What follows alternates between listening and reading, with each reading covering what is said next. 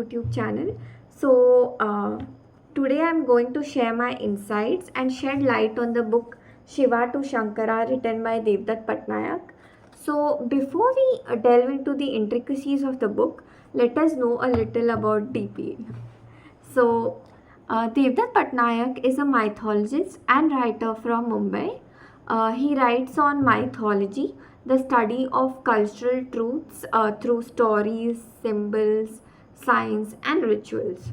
He lectures on the relevance of both Indian and Western myths in modern life. So, he basically talks on how the Indian myths and Western myths are relevant to the contemporary world, and his work largely focuses on religion, mythology, and management.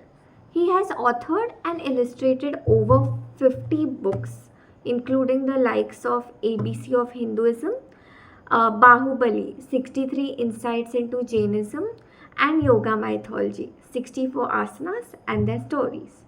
Along with that, Devdutt Pattanaik is also a regular columnist for reputed newspapers like Midday, Times of India, and Dainik Bhaskar. He is also known for his TED Talk and Business Sutra. And he has also hosted a radio, podcast or show for the Radio Mirchi called the Devdutt Pattanaik Show. So yeah, this is about Devdutt Pattanaik. So let us review his book or summarize it hopefully. So let's go. In the book Shiva to Shankara, Devdutt Pattanaik navigates us through one of the most complex deities of Hinduism, who is Lord Shiva. So, as we all know, Hinduism, or as most of us know, Hinduism has three major deities: Brahma, Vishnu, and Mahesh. And Mahesh, who is also known as Shiva, is known as the destroyer. So he, explores the transformation of Lord Shiva from a figure who, or from a hermit who meditates in the mountains, to a household figure, or to a figure who is more connected to the world. So now, as and that is how he came up with the quote for the book, which states giving form to the formless. So let us understand what this book deals with. So in this book we can see that Devdutt Pattanaik has taken a common topic or a common point of dispute, which is the linga form of Shiva, which is a symbol of Shiva.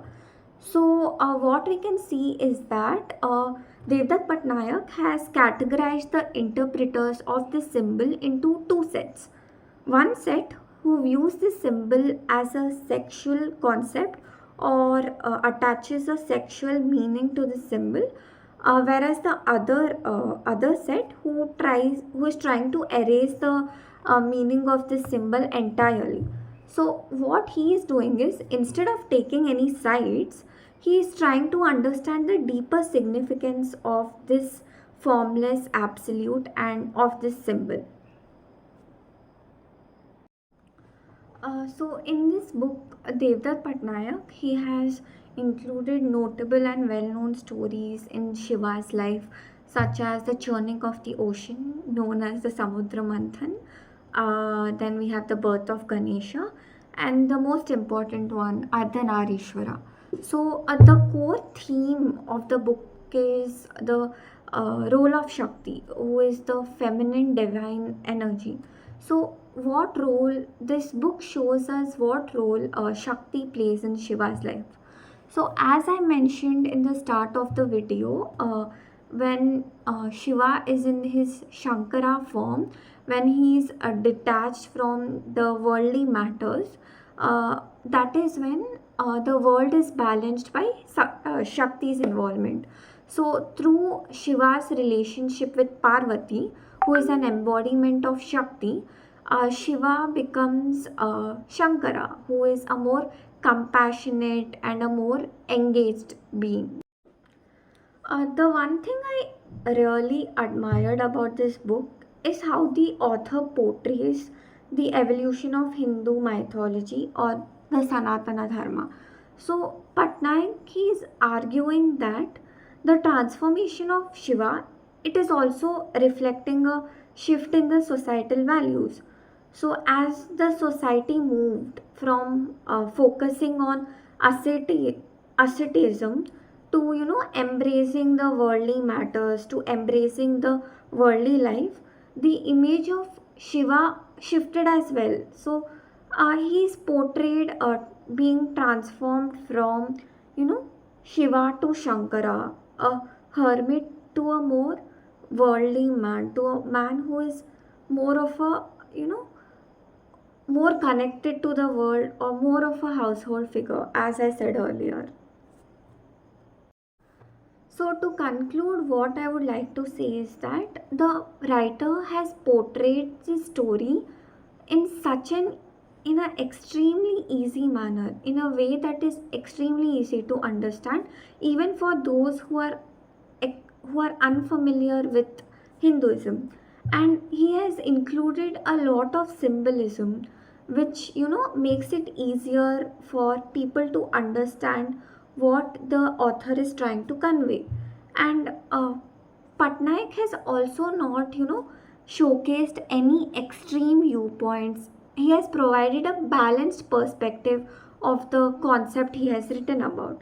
But one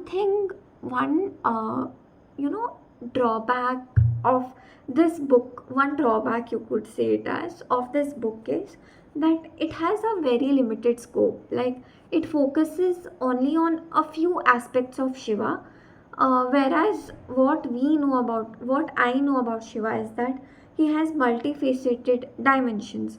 But this book is trying to focus only on a few aspects.